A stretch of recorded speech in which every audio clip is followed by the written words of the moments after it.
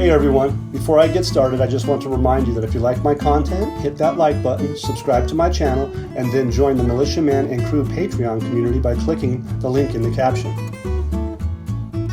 Hey, good evening everybody, Militiaman and Crew here.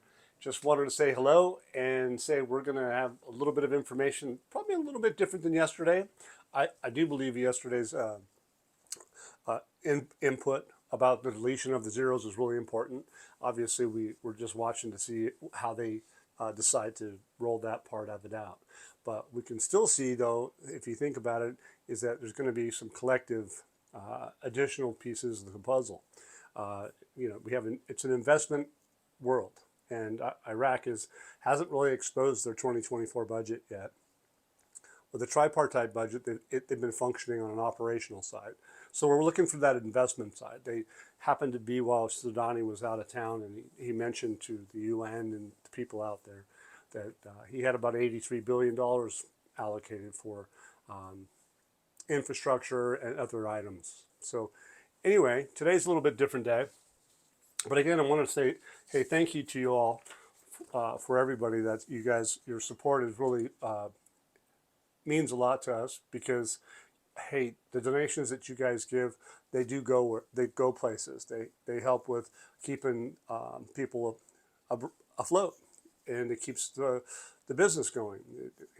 We pay for the content in the sense of equipment, and we have the internet bills, and we have all those types of things. We have lots of little bits and pieces. People have livelihoods. They try to keep this content coming because they have full-time jobs and stuff like that. But the bottom line is to help keep it going. You guys help and support is immense. And yesterday was really, really brilliant. A lot of people stepped up to the plate and helped. And man, do we appreciate that. So thank you very much. And you guys all know that we have PayPal, Zelle, and Venmo for that purpose. So, but thanks again. And the cool part is that the data that we get and the consistency that we get it with Militiaman and Crew. We have the Newtown Samson, as you guys all know. She knocks it out of the park. Our Discord chat room, it comes with a membership to Patreon. And so we also have another add-on that we put in for a temporary time frame. Was the exit. Well, we're probably going to keep it, but the bottom line was it's been free, and I mentioned that in the past. I haven't been really promoting it, but I told everybody, if you want to come in, it might cost you a couple extra bucks to access that data, because it takes time and effort and money to be able to facilitate that. So, but thank you, and if you're interested, great. If you're not, you don't have to, because you get Militiaman and Crew with my Patreon, and it's for a low cost of $9.99 a month. So keep that in mind. But hey, look, today there's a gentleman by the name of, I'm not sure how they call it, Faisal Al-Haims. Okay, he's confirmed that there's foreign auditing companies, or Iraq, that's U.S. Treasury involved, or whoever's involved. They haven't proven any violations on the penalizing of Iraqi banks. This is an opinion piece, but the expecting of lifting of U.S. sanctions, especially after the Prime Minister's recent visit to New York, is expected. This is the gentleman's belief. He says in a televised interview, the Iraqi market needs a banking sector with international compliance standards to live, right? Stressing that the authority aims to raise the number of traders in shares by 500%. So he works for, and he's the chairman of the Securities Authority. So the securities, which is the ISX, you guys, gals, the authority aims to raise the number of traders in shares by 500%. That's a big, 5 times, you guys. We were recently granted the authority to open new branches of the Iraqi Stock Exchange. We agreed to open 2 new branches in the governance of the Erbil and Suleimania. We are open and to seek and expand and spread our base, and we agreed to any request to open new branches if all the legal conditions are met. He goes on to say that that they are working on promotional campaigns to introduce the functional and benefits of investing in the Iraqi Stock Exchange, the investment sectors, as well, which ones they're going to be, or which ones they have. Although the current efforts need greater momentum, but we seek to develop an effective strategy to raise the number of investors in the Iraqi stock exchange to equal about 5 times the current number. So more than 40,000 investors are expected during the next 2 years. That's a lot of people, it's a lot of companies, it's a lot of entities. Institutional investors, if Iraq does a real effective exchange rate and their currency becomes valuable to the world, it'll reflect in the stock exchange. See, you guys realize, I think a lot of people do, that the institutional investors can't trade penny stocks. If you do the math on that Iraqi currency right now, it's at 1,310. And so that's basically a sub-penny stock in value. So for instance, if it's trading at $1 US a stock, or the United States dollar, for instance, to the dinar, it's 0.007643. Okay? It's not even a penny. So they can't invest. They can't. And if you guys paid attention to the recent news on a sidebar with XRP, for instance, and because that technology is going to be used for a lot of trade, in a sense, for facilitating transactions globally, that it's only at 50 cents or 60 cents or 65 cents. So it's still less than $1. And a lot of institutions were not able to buy that crypto because their rules and regulations for the board members of big banks and big institutions, financial institutions, they don't trade risky stuff.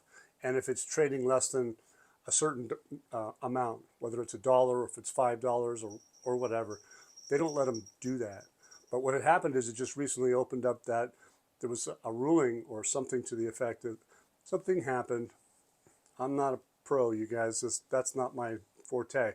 But I do know that I've studied it enough to where that I could figure this out. It's like, if institutions can buy XRP, okay, it's going to be a big deal. It really is going to be a big deal. Okay, but how are they going to buy a 000 stock like the Dinar?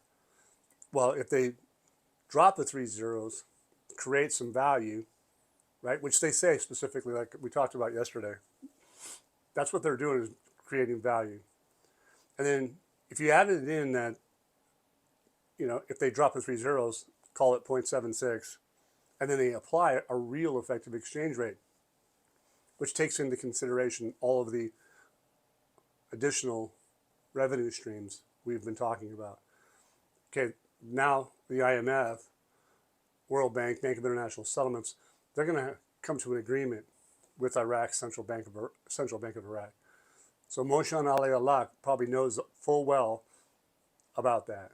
Taif Sami would know about that. Al-Sudani, the prime minister, would know about that. So that's what we're getting at, is that here now we're talking about the chairman of the Securities Authority. He is talking about wanting to expand the Iraqi stock exchange. For what? To get about 40,000 different investors. That's a lot of people, and that's a big jump for them. But they're going to need to do some of this over a period of time. It's not going to start overnight, but they're going to have to hit a place. So if you guys remember a long time ago, I think it was back in 2019, that they had International Women's Day, and they showcased the Iraqi Stock Exchange in New York. And we all thought it was going to really be a big deal, and it was. But one of the interviews, I don't have a quote on it or exact video of it, but there was an interview, I believe with this, it might not have been this guy at the time, but with the ISX. And the only thing they were waiting for was the money. And that's basically what you and I are here for, is to watch where the deletion of the Zeros project gets jump-started. So anyway, foreign audit companies have not proven any violations, punishing Iraqi banks, and this is enough to lift federal sanctions. So we go on. The Prime Minister's visit to the United States will contribute to this direction. So just because he talked about banks, he talked about those circumstances. This gentleman feels confident that he's hopeful anyway that Iraq will not have those banks. They'll be freed up, and they'll be able to do as he wants to do, is to get them to be on with the Iraq, to be part of the ISX, and so that they can expand their investor base. And I think that Al Sudani would probably appreciate that, because that's what drives this private sector, is private companies supporting other private companies, and with investment, and that can be created through the stock market. And so here we go. So basically, he's admitting that there is a credit problem in the private banks, and customers prefer government banks despite large differences in the quality and the volume of services provided in terms of deposit and borrowing. Yet, to this date, the government banking sector seizes more than 70% of the customers. So at this point in time, he's pointing out some things that he's not taking into consideration. He's talking about that they have a focus on oil, just oil, but he's not talking about the non-oil. Okay, so there's a big difference, and there's a big value difference when it comes to it. But also he's talking about that the private banks don't have the market share. Well, what did Al Sudani and the Central Bank of Iraq do? Is they hired Ernst & Young. And what were they trying to do? They've been working on it since January of 2024, to the best of my knowledge, maybe even far sooner than that, though, far sooner. It's been in the works, but probably the contract could be that's just the contract of getting it done, and the results were supposedly in effect in August, to be probably on the table to make decisions. And so my view here now is that we haven't seen the Rafidane and Rashid Bank results from Ernst & Young. Is it further along than I understand? It very well could be. So I'm sorry for that little bit of long wind, but that's kind of where we're headed. But look, Prime Minister's advisor, and who is he? His name is Adnan Al-Sarraj, and what does he do? He is the Prime Minister's advisor for education. And where I'm headed with this is going to be about investment. It's going to be about a few things, but we'll tie it all in, because look, building 14,000 schools, right, is going to be a lot of money. That's all there is to it. It's not only going to be a lot of money, it's going to be a lot of materials to build it, and a lot of jobs created. A lot of that, okay, it just expands to in effect. So keep that in mind. So if they need 14,000 schools, and they've already put proposals out for construction of 4,000 of them, and the fund, the Iraq Development Fund, announced that they have 400 sites allocated, and all of this to be done. These 14,000 or 12,000 of it at least will be done within about 2 years' time. Okay, and so there's another proposal to build 10,000 schools through investors.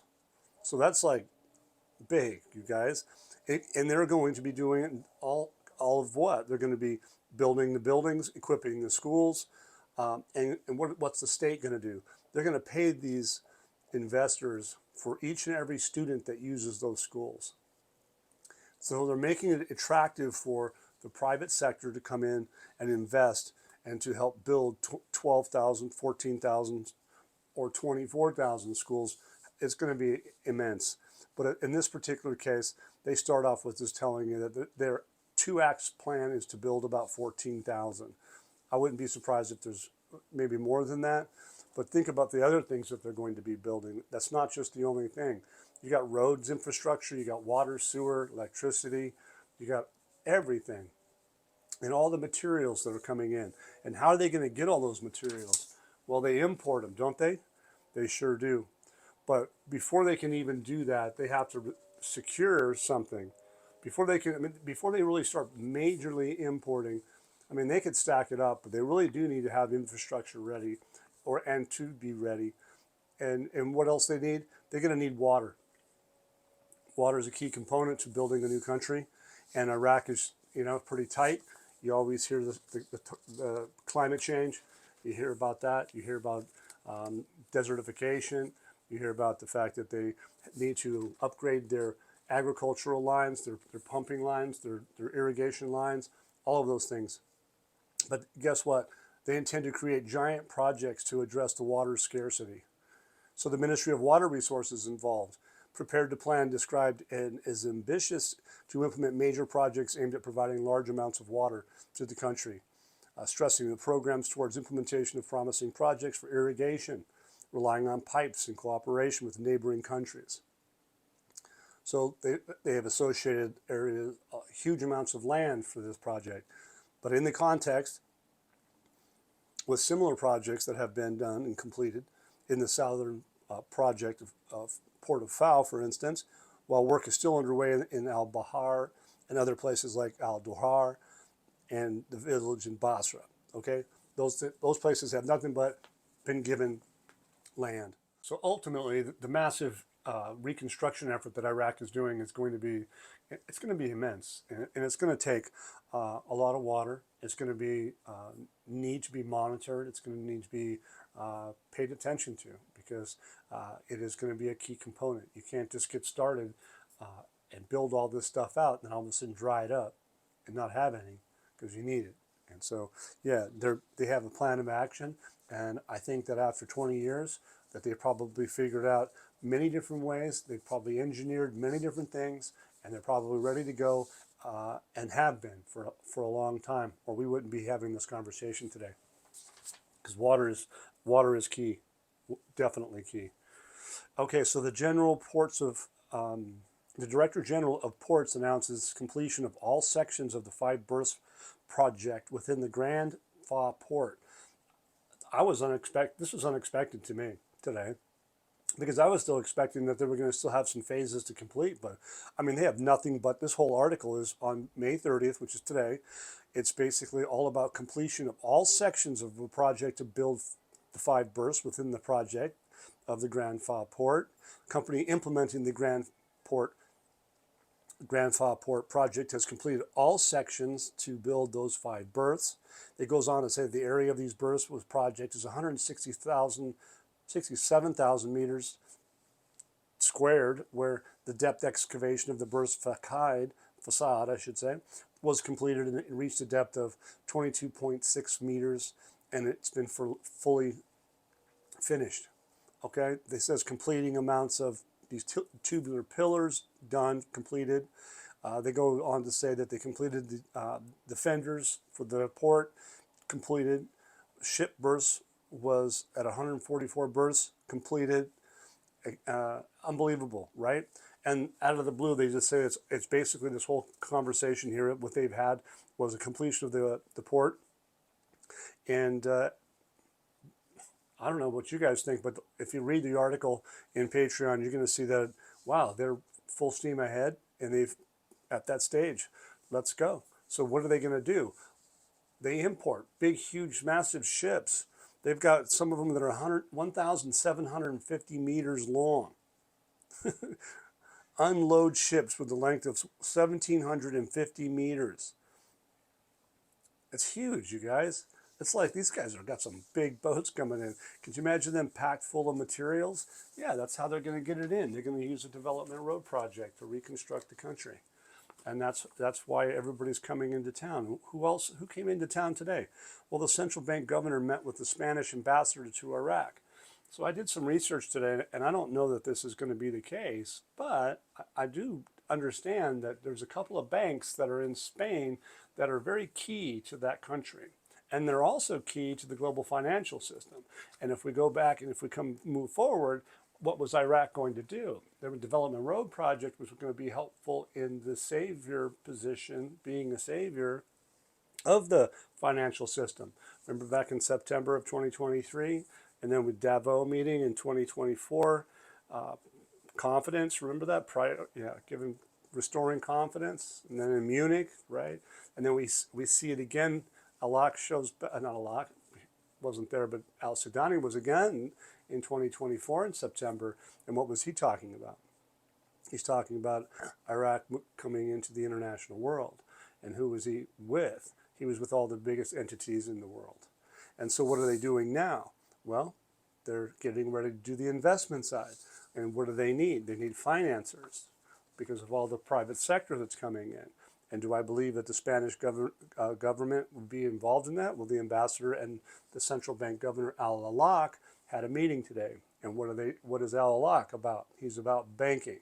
And so that's why I went in and found that there are some banks that are key to the country of Spain, and they're key to the financial system. And you guys can do your own research and find out who they are, but I'll give you some names who I think they might be. I don't know that for sure that they are going to be, but by the time I end here, I will give you a couple of names. And we'll see if I'm right. And again, we're going to see if I'm right. I'm not stating I am. I'm fascinated with what I found, and I think it's brilliant. If it's true, it's going to be fun. Okay. They're probably it's got banking orientation regardless, that's for sure. Okay, so the DP World is a company. CEO discusses cooperation with Iraq.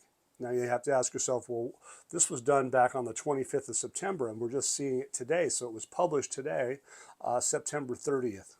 And it's talking about the Iraq's Prime Minister Mohammed Shia al-Sudani met with, on Wednesday, the Sultan Ahmed bin Sulayem, which is the CEO of DP World, one of the world's leading port management companies. Wow, so you got one of the leading port management companies potentially. What are they doing? Are they looking for a job to take care of the port of Faw? Are they looking to do that or be helpful in it? It sounds like it. It says the discussions focused on the potential areas of cooperation between Iraq and DP World, particularly in cargo transport and re-export services. So you're going to have a country that's going to be rebuilding itself while at the same time you're going to be feeding goods and services all the way through Iraq into Europe. Okay, so do they need some management? Yes. Do they need global quality management? Yes. Are they going to be using this DP World? We're going to find out. Is it interesting that it's happening at this stage of the game? It is. Is it a coincidence? Probably not. Okay. The discussions focused on potential areas of cooperation between Iraq. I said that. It says he expressed an interest in supporting Iraq's efforts to enhance its logistics and transportation sectors. The company's successful track record in transporting goods between Asia and Europe was highlighted as a potential model for improving Iraq's trade routes. So bin Sulayem also mentioned the possibility of engaging in private sector partnerships. So they're looking to work with the private sector as well. And they're probably going to need lending and stuff for that as well, too, but we'll see.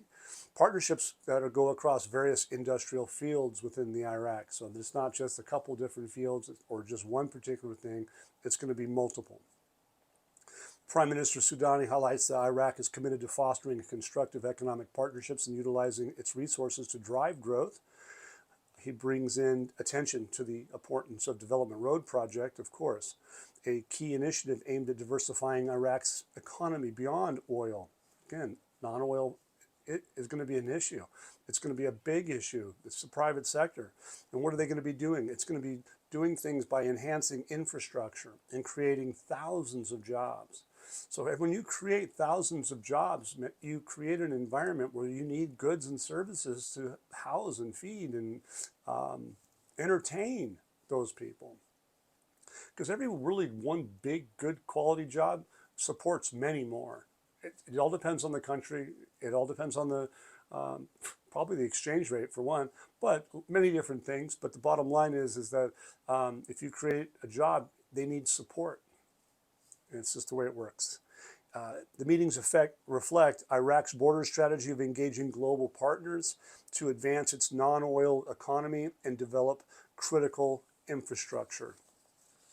So what these meetings that these global companies and ones with expertise in, these guys have al-Sudani's attention. That's all there is to it. The Development Road Project is a long-term project.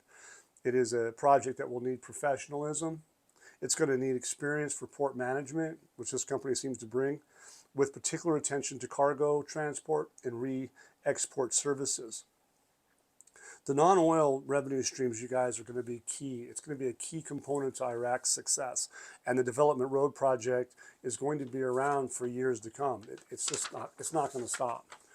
The materials that will be needed for the reconstruction effort is nothing but massive. If you really think about it in terms of a country, not like a city, not like a shopping mall.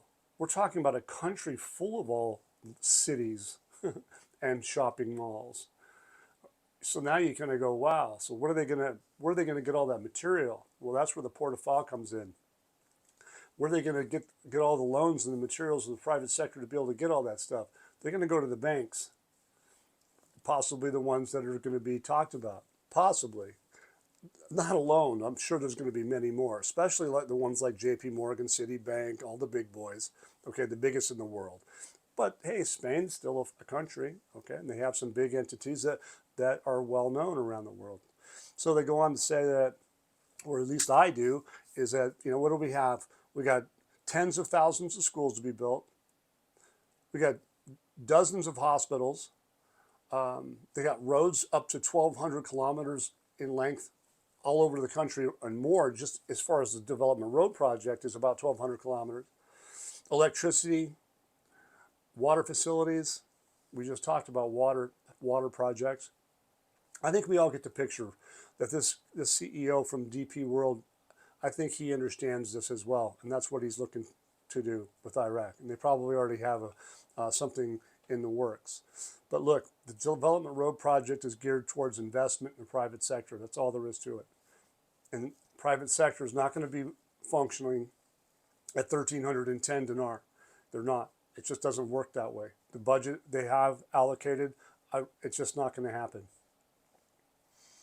Spain has two banks that are systemically important to the country, to their country anyway, and even to the global financial system, so they say. They are Banco Santander and BBVA. So that's Bravo, Victor, Alpha. So for all you guys that do the phonetic alphabet. So there's no coincidences in the sense that these banks may be lurking in the shadows, or are they really truly in the possible situation to do business with Iraq? They could very well be. They may not be. But we do know that the other banks that I mentioned, the likes of JP Morgan, the likes of Citibank, and lots of other European banks, etc., are fully aware of Iraq being ready to go. And the Bank of International Settlements, the IMF, the U.S. Treasury, everybody is paying attention and has been for years. And even the World Trade Organization has been relatively quiet of late, because why? They're waiting for Iraq to be Article 8, Article 14 compliant with the IMF, and to raise the value of the currency. And hence you've seen all the articles about delete the zeros lately and support for that. So thank you for being with us. I appreciate you guys. And please hit that like button and subscribe to Militiaman and Crew. And the whole crew, thanks you very much for all your support. Appreciate it. Once again, guys, don't forget to hit that like button if you like this content. Subscribe to the channel or join us at the Militiaman and Crew Patreon community for even more exclusive content. You can also donate to this channel by hitting the links in the banner to help keep this page up and running. Your generous support is greatly appreciated, as always. Much, much appreciated. Thank you so much and have a great day.